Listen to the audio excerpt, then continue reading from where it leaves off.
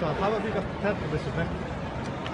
So basically, I personally am working on what's called an operational support unit. So we're a team of a sergeant of 7 trained in specialist skills. So in regards to this event for us, obviously briefing documents etc. come out a while ago, telling us what the route's going to be and so on, and what stations are going to be affected.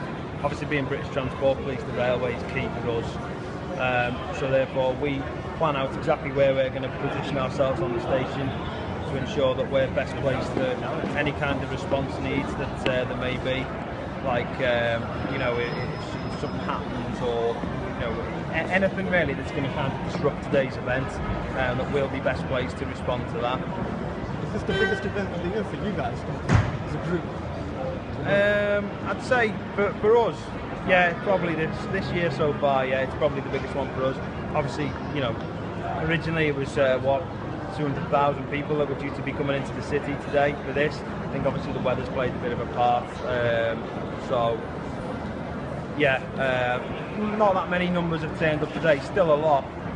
Obviously an event that impacts the city such as this, then yeah, it's always going to be big for us, especially on the rail network, because obviously queuing systems etc. need to be put in place. There's going to be massive demand on the station later on, when essentially everyone who's coming to the city today, so even if the numbers are half what they were, you know, you're still talking about 100,000 people who could all be descending on the station at one time.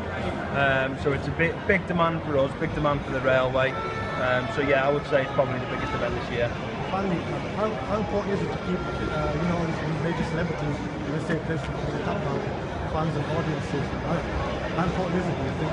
Oh yeah, very important. I mean, obviously the safety of everyone involved in today's event, whether it be the athletes themselves, members of public, staff going about their business, the safety of everyone's paramount. And again, it goes back to what we did to prepare for today's event.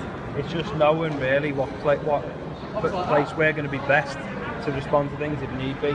So as you can see, obviously we've got a lot of police officers everywhere, positioned not too far away from each other, so we're always in the best place. So if someone seems to be advancing forward to the barrier line or seems to be breaching the barrier line, then obviously we can apprehend them and stop them, etc.